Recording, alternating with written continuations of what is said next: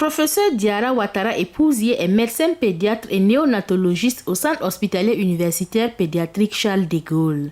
Elle est l'actuelle présidente de la Société burkinabé de pédiatrie. Docteur en médecine en juillet 1987 à l'université Cheikh Anta Diop de Dakar, elle devient médecin pédiatre en 1995 à Abidjan en Côte d'Ivoire. De retour au Burkina, elle va travailler au CHU Yalgado Ouedraogo de 1995 à 2005. Hospitalo-universitaire, elle devient maître assistante en 2001, professeur agrégé en 2004 et professeur titulaire en 2009. Professeur Diarra Yé est le chef de service de la pédiatrie médicale du CHUP Charles de Gaulle, chef du département de pédiatrie à l'université Joseph Kizerbo et coordonnatrice du diplôme d'études spécialisées en pédiatrie. Présidente de la Société burkinabé de pédiatrie depuis avril 2018, professeur Diarra Yé a toujours aimé les enfants et a toujours eu un penchant pour la médecine et la pédiatrie. Elle se bat pour cette société qu'elle dirige et travaille à réussir dans cette lourde responsabilité. Cette semaine, nous sommes allés à la rencontre de la Société burkinabé de pédiatrie avec la pédiatre néonatologiste professeur Diarra Yé.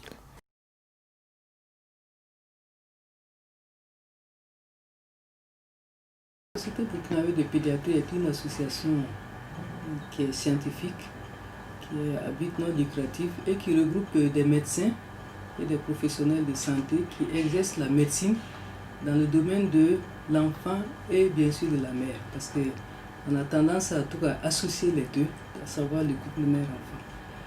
Alors comme toute association, la société, la SOBIPED, a des objectifs. Au niveau national, c'est participer à l'élaboration de certains programmes et projets nationaux et régionaux de politique sanitaire de l'enfant et de la mère, donc toujours le couple mère-enfant. Et la société se positionne aussi comme expert pour tout ce qui concerne la médecine, tout ce qui concerne bien sûr ce couple mère-enfant, et bien sûr participe à la formation des professionnels de la santé, toujours au profit de la mère et de l'enfant. Et bien sûr, il y a ce volet, mais il y a le volet recherche aussi qui n'est pas occulté sur des thématiques toujours de la mère et de l'enfant. Et à travers cela, ça donne l'occasion à la société de participer à des congrès, à des rencontres scientifiques et même des réflexions également sur l'aspect éthique et déontologique spécifique au couple mère-enfant. Donc ça soutient aussi tous les groupes d'études qui travaillent dans ce domaine. Donc c'est une association, je reviendrai un peu là-dessus, qui a été créée en 1999 et qui regroupe aujourd'hui une centaine de pédiatres plus des professionnels de santé qui sont régulièrement inscrits. Sinon il y a plus de pédiatres que ça, nous sommes 124 pédiatres.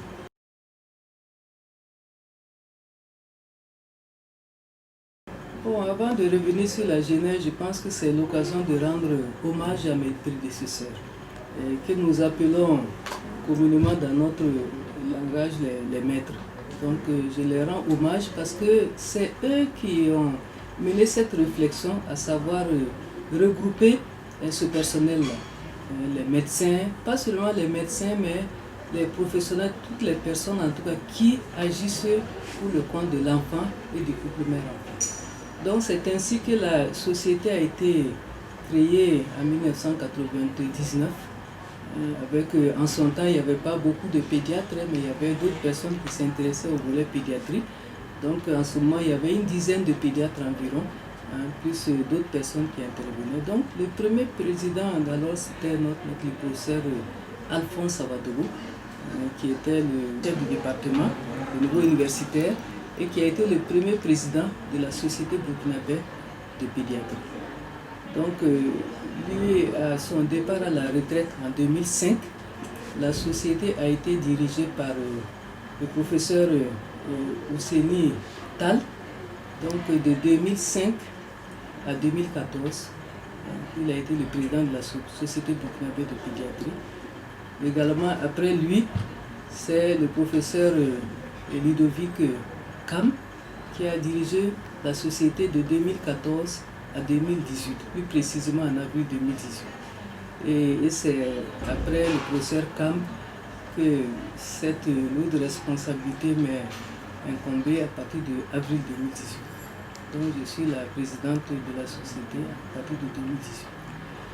Alors donc pendant cette période, je peux dire que la société a grandi en nombre de pédiatres, de professionnels de santé. Donc vous imaginez d'une dizaine de pédiatres qui venaient d'horizons différents, qui étaient formés dans des universités différentes. Il fallait quand même qu'ils se réunissent et qu'ils aient une même vision, une orientation par rapport à la pédiatrie au niveau de Burkina Faso. Donc ça a été le cas. La société a donc grandi en nombre de pédiatres. Donc aussi bien au niveau universitaire, il y a eu les contributions à travers la formation des médecins et des pédiatres. Et plus le nombre grandit, plus en tout cas les idées aussi évoluent. Donc avec les textes qu'il fallait élaborer, les textes qu'il fallait relire, des plans d'action ambitieux, je me rappelle à un moment donné, qui ont été élaborés jusqu'à prévoir même, là c'était en 2009 ou 10 si je ne me trompe pas, où on comptait avoir en tout cas une structure un institut de pédiatrie sociale et préventive. Ça veut dire quand même qu'il y avait une vision, il y avait des objectifs que les prédécesseurs aussi voulaient atteindre à travers cette société. Mais bon, je reviendrai sur les difficultés qui ont eu lieu. La SOBIPED a organisé un certain nombre de rencontres, vous voyez, parce que les plans d'action, si ça n'aboutit pas, ce qui peut se faire en tout cas, ça a été fait, à savoir l'organisation des formations, des rencontres scientifiques. Donc c'est ainsi qu'il y a eu les différents congrès qui ont eu lieu au niveau national et je peux même dire à l'international. La Société burkinabé de pédiatrie a eu à organiser par exemple le congrès de l'INAPSA. L'INAPSA, c'est l'Union des sociétés et associations d'Afrique, qui comprend en tout cas toutes les sociétés francophones, anglophones, je dirais même lusophones, au niveau de l'Afrique. Et ça a eu lieu ici au Burkina en 2011. Et avant cela, je peux dire en 2006 aussi, la SOBIPED a eu à organiser ce qu'on appelle les journées mère-enfant. Donc là, c'était en étroite collaboration avec les gynécologues pour réfléchir par rapport aux problèmes de couple mère-enfant. Qu'est-ce qu'on peut faire ensemble avec ces gynécologues? Alors, donc ça c'est entre autres, sinon il y a eu les rencontres régulières, les formations scientifiques, les enseignements post-universitaires, etc., etc.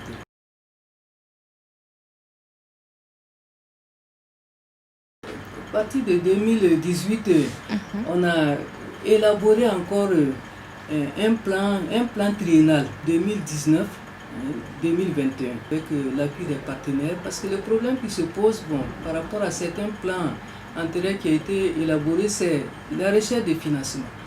Comme je l'ai dit, l'ambition c'était même aller jusqu'à avoir un institut de pédiatrie, mais pourquoi on n'a pas pu avoir? Donc on a redimensionné les choses. Vous constatez aussi qu'avec la Covid qui est là, il y a eu quelques difficultés à ce niveau.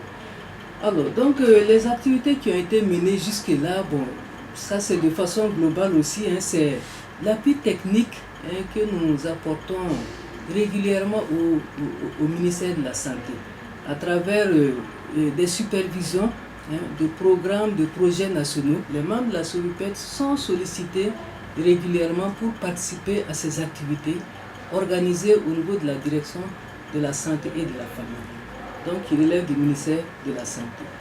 Donc de même que l'élaboration de certains documents tels que les documents de politique, de normes et de protocoles, donc la SOBIPED a pleinement participé, de même que l'élaboration des documents sur les soins essentiels, les audits et également des décès néonataux et la qualité des soins en néonat. Donc c'est pour dire que au niveau du ministère, à travers la direction de la santé et de la famille, la SOBIPED et la SOGOP, qui est la Société des gynécologues et obstétriciens, de même que d'autres sociétés savantes qui travaillent dans ce domaine, sont sollicités pour participer.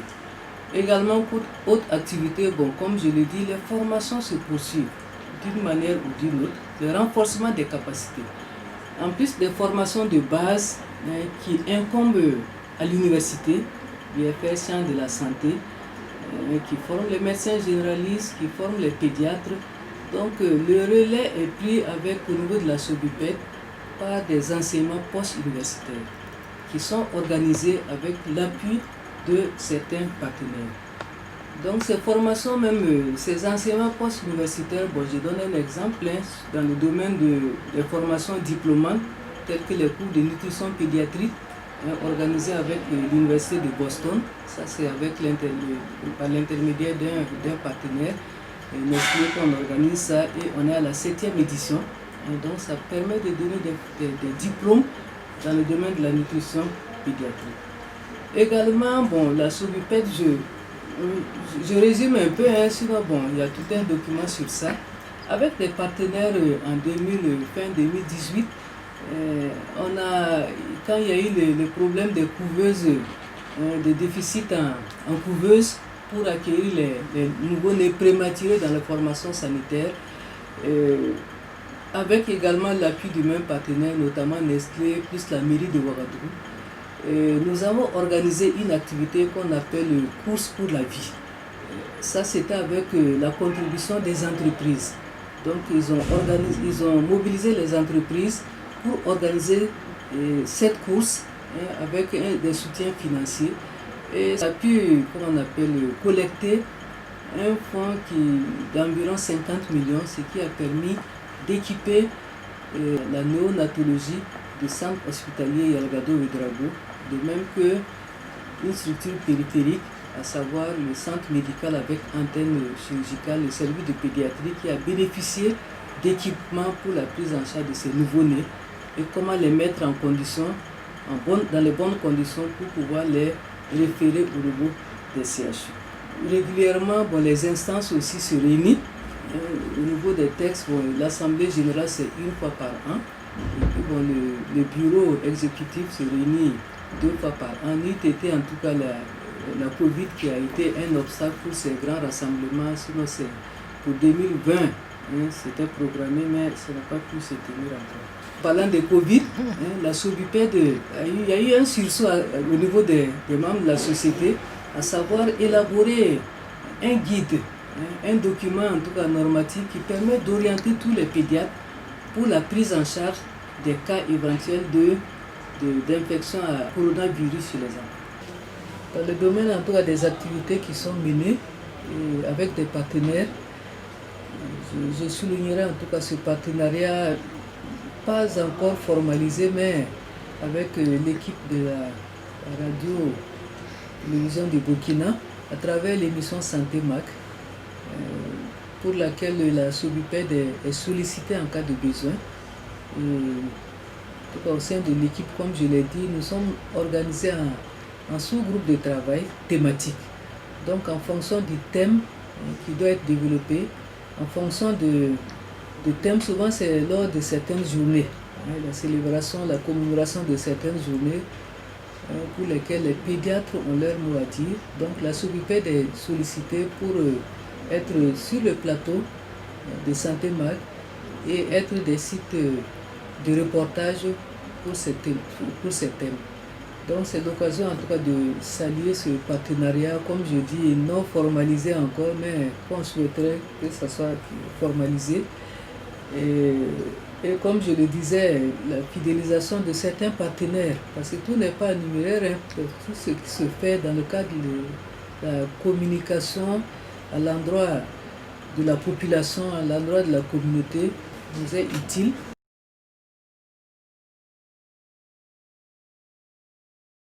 Les pédiatres sont avant tout des médecins généralistes. On insiste sur ça.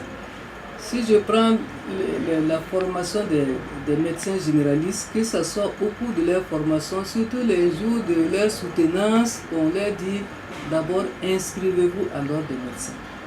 Parce que pour pouvoir bénéficier en tout cas des informations, de la formation pour le respect de l'éthique et de la déontologie. Et au-delà de ça, la formation complémentaire que ces médecins auront en tant que pédiatres, donc on insiste encore sur l'aspect éthique. Donc les valeurs morales, il faut défendre les règles, les devoirs des médecins. Donc je pense que ça ce sont des règles qui ne sont pas du tout négociables, il faut les respecter. Si on veut se faire respecter, si on veut exercer sa profession médicale, surtout de pédiatre, dans le respect, il faut respecter en tout cas les règles d'éthique et de déontologie. Donc, demander en tout cas à tous les pédiatres, se rassurer qu'ils sont inscrits à l'ordre des médecins, puisque l'ordre organise des formations régulières. Au-delà de ça, au niveau de la société burkinabé de pédiatrie, les valeurs qui figurent dans le document, bon, c'est bien sûr dans le même sens toujours, renforcer la solidarité. La solidarité. Il faut la loyauté, on insiste encore sur ça, la loyauté, l'égalité et la franchise entre les membres de la société. Il faut que les gens restent ouverts. Il faut que les gens puissent communiquer, il faut qu'ils restent en réseau dans le cadre pédiatrique. Donc, il faut que les gens renforcent leurs compétences pour être au rendez-vous, parce que vous savez, la science évolue. Donc, les informations nouvelles que vous avez, il faut les partager avec les autres pour harmoniser en tout cas les points de vue, les décisions qui sont prises. Et bon, je pense qu'à travers les réseaux, on sent ça. Si quelqu'un a un cas qui a des difficultés, il peut échanger avec les autres pour la recherche de cette qualité, ce professionnalisme. Parce que comme j'aime à le dire, les patients nous devancent même déjà dans la recherche de l'information. Avec les réseaux sociaux maintenant qu'on a, il suffit qu'on dit, on pense à telle ou telle maladie, le patient va regarder, ou bien lui-même déjà, il va mettre les signes, on dit, ça peut être telle maladie. Donc il faut que le pédiatre soit au rendez-vous, en tout cas puisse être informé et formé régulièrement et puis rester. Il faut qu'il y ait ce maillage-là avec les autres pédiatres pour qu'il n'y ait pas de discordances dans ce que les gens disent. Le patient doit être au cœur de tout ça, le respect. Comme je l'ai dit, les valeurs sociales, les sciences humaines en tout cas, comme je le dis souvent, ont leur place aux côtés des pédiatres pour valoriser en tout cas tout ce qui est social, tout ce qui est environnemental. Donc, la perfection n'est pas de ce monde. On essaie de faire ce qu'on peut et cela se fait à travers, en tout cas, au cours des congrès, au cours des rencontres. Il y a des ateliers, il y a des formations, il y a des EPI qui rappellent. Je me rappelle lors du dernier congrès, il y a eu une communication des juristes sur le droit de l'enfant, etc. Donc ces volets sont souvent rappelés. Mais on ne peut pas jurer en disant que tout le monde va rester dans le même moule. Mais autant que possible, les gens essaient de rester sur le droit chemin. Et si on ne le fait pas, on sera rappelé à l'ordre, bien sûr.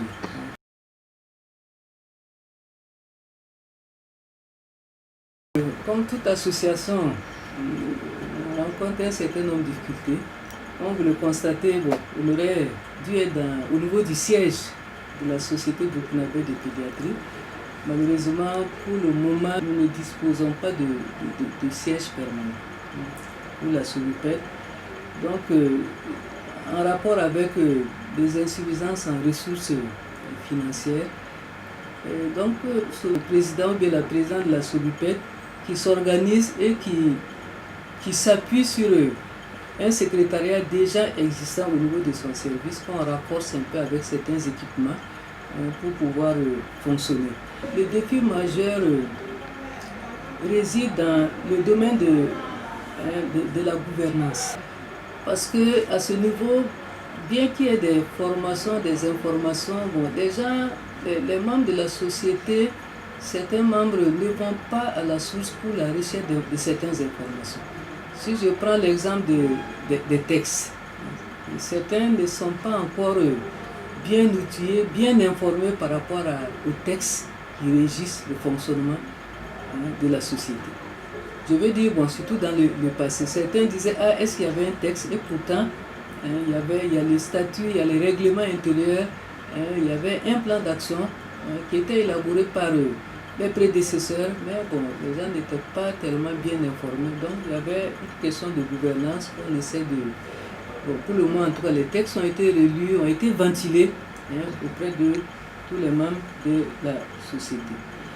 Également, je peux dire qu'il y a eu une insuffisance d'implication de la SOBUPED au niveau de certains prix de décision concernant l'enfant. Alors, au début de notre mandat, et à un passé récent même, on disait on ferait une délégation pour aller rendre visite certaines autorités, notamment au niveau de l'Assemblée, où certaines décisions sont prises à ce niveau, pour que ces instances-là ces institutions puissent bien connaître ces sociétés, ces scientifiques, ces associations scientifiques, et pour que les membres de la société soient impliqués, soient consultés en tout cas sur les questions ayant trait à l'enfant. Je le disais au début, c'est le problème de la visibilité au niveau de ce qui se passe. Bon, je reconnais qu'il y a le problème d'archivage de nos documents, il y a le problème de diffusion, de visibilité dans ce qui se passe. Sinon, il y a un certain nombre d'activités quand même qui sont menées. Et il va falloir peut-être que on puisse se rapprocher des communicateurs professionnels. Sinon, il y a un secrétariat qui s'occupe de l'information et de la communication, mais qui n'est pas très professionnel parce que c'est tout des pédiatres aussi. Donc, cet aspect visibilité est à améliorer. Sinon, il y a pas mal d'activités qui sont menées, mais pas suffisamment diffusées pour que les gens sachent que ça se mène sous cette forme. On a le problème de fidélisation de certains partenaires. Donc, ça aussi, c'est à analyser de près. Bon, il y a certains partenaires, je dirais, naturels. Quand on dit, bon, l'OMS, l'UNICEF, bon, on va vers ces partenaires, ça c'est reconnu, c'est officiel. Mais en dehors de ça, il y a d'autres partenaires qui interviennent, mais qui ne sont pas fidélisés. Ils interviennent de façon ponctuelle. Et puis bon, alors que nous, on souhaiterait qu'au niveau du plan d'action, il y ait ces partenaires-là qui puissent quand même nous accompagner régulièrement, avec bien sûr l'obligation de résultats. Donc je souhaite que Covid puisse s'éloigner rapidement pour qu'on prenne notre bâton de pèlerin pour aller voir ces partenaires. Déjà, on a diffusé les plans triennales au niveau de certains partenaires pour ces accompagnements qui sont attendus.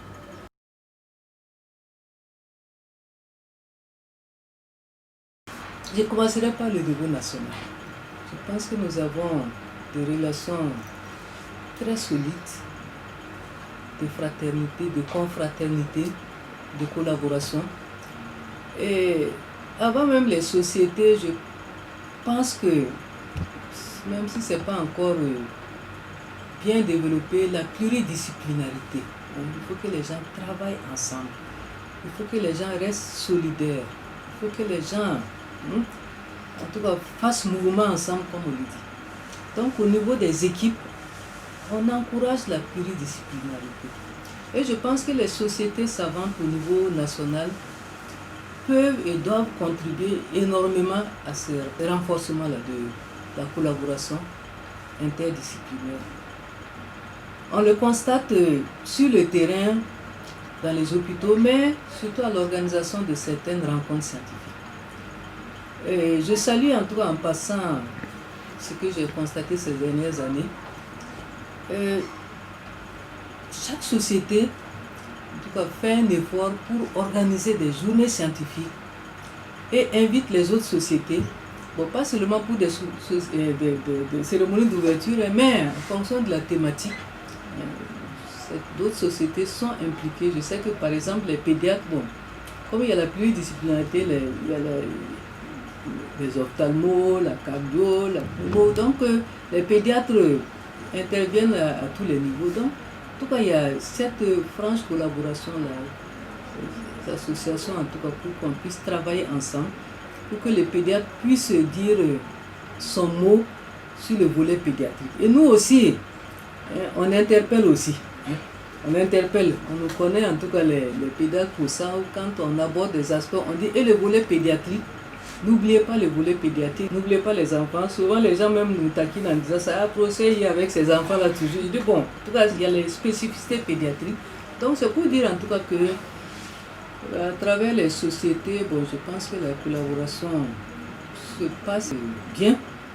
Bien que quelquefois, bon, on trouve aussi que durant la même année, quand chaque société organise aussi ses journées, isolément, individuellement, ça a l'air d'être un peu trop, puisque souvent c'est les mêmes partenaires qu'on sollicite. Pourquoi ne pas voir des petits regroupements par affinité? Bon, nous déjà, bon, d'office, à travers nos sociétés, il y a le couple mère-enfant.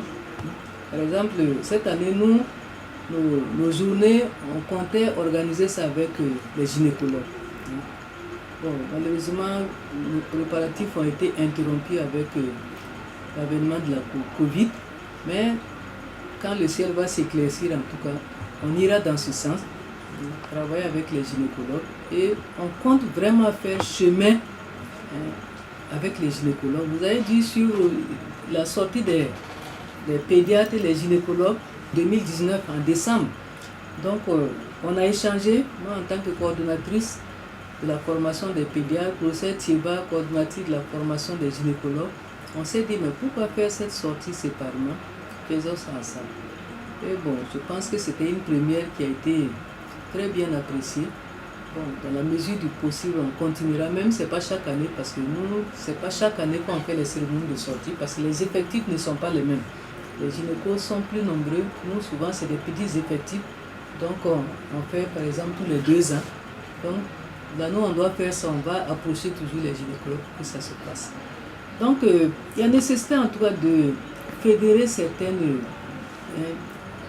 de mutualiser certaines ressources, de certaines activités qui peuvent se faire ensemble. Il y a des sociétés qui peuvent se regrouper.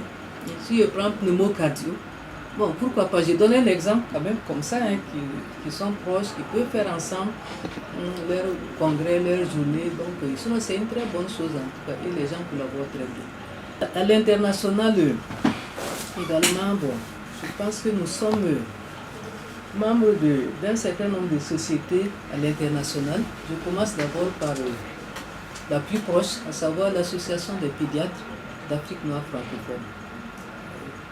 Donc, cette association dont le président présentement est un Béninois et le secrétariat général se trouve au niveau du Mali. Là, l'adhésion est individuelle. Donc, c'est les pédiatres qui adhèrent à l'association des pédiatres d'Afrique noire francophone. Et la dernière rencontre a eu lieu au Bénin, et puis bon, la prochaine rencontre c'était cette année au Mali. Malheureusement avec la Covid, ça a été reporté à une date ultérieure. Et également notre société prend part activement à cette société.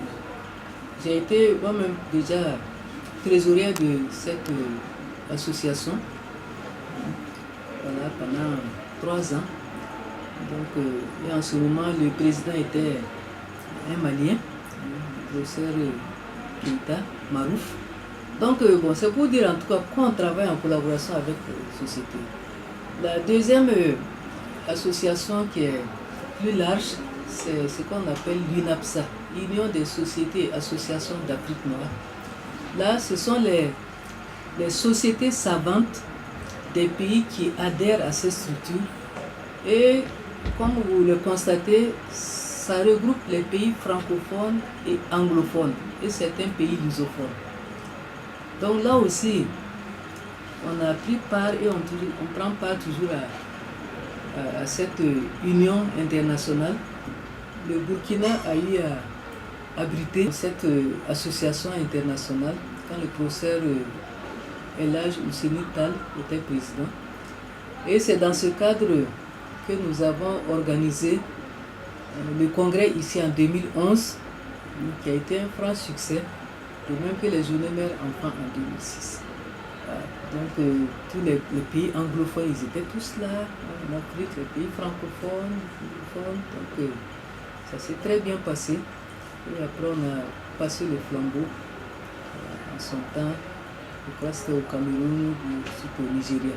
Au-dessus de tout ça, il y a ce qu'on appelle l'Association internationale de pédiatrie. Donc là, c'est à l'international maintenant. Maintenant, la présidence, c'est maintenant l'UNAPSA qui adhère à l'Association internationale de pédiatrie. Donc ça, c'est tous les pays du monde qui sont dans cette structure. Et la présidente actuelle est en Inde. Donc à travers l'UNAPSA, bon, il y a des cotisations qu'on paie et puis il y a des rencontres internationales. On était allé en 2013, c'était en Australie, il y avait la rencontre de l'Association internationale de pédiatrie à ce niveau. Avec le soutien des partenaires, bon, on a pu participer à cela. Et c'est là aussi, dans ces cadres-là aussi que, bon, l'état des lieux, en fait, c'est quand on voit ces rencontres-là, les gens ont l'impression que c'est des balades et autres, alors que non, hein, ce sont des orientations, des décisions, parce que chaque pays doit dire ce qu'il fait dans le domaine pédiatrique. Et les organismes tels que l'OMS, l'UNICEF sont là, en présentant l'état des lieux. Par exemple, quand je me réfère à la dernière rencontre de l'INAPSA qui était au Bénin, autant pour moi c'est le président qui est au Bénin, à la dernière rencontre en 2018 de l'INAPSA, on a fait l'état des lieux, les OMD et le passage aux ODD. Objectif du millénaire pour le développement, et puis l'objectif du développement durable sur le plan pédiatrique. Où est-ce qu'on en est? Et quel est le constat? C'est un cadre en tout cas de diffusion de ces résultats-là, puisque tous les pays sont représentés. Alors, qu'est-ce qui est ressorti? Bon, certains savaient avant d'y aller. L'état des lieux est fait à l'international. Il est montré que les différents programmes au niveau des OMD, les objectifs ont été atteints à moitié, mais il y a des volets sur lesquels il faut qu'on insiste. Il est ressorti qu'il y a deux grands volets qui ressortent. Bien sûr, il faut capitaliser les acquis. Les maladies infectieuses, les pathologies courantes, contagieuses, etc. Mais on a vu que les nouveaux-nés souffrent encore, payent de lourds tributs en termes de maladies, donc morbidité et en termes de morbidité et de mortalité. Et chez ces nouveaux-nés-là, ceux de 0 à 28 jours, on constate que ça meurt encore. Et ils meurent de quoi? On a dit il y a les infections. Ils meurent d'infection, ils meurent de prématurité et ils meurent de souffrance. L'enfant est né, il crie pas à la naissance, donc voilà en tout cas les problèmes de ces tranches d'âge. Et de l'autre côté, on a constaté que la santé des adolescents n'est pas prise en charge comme il se doit par les équipes pédiatriques.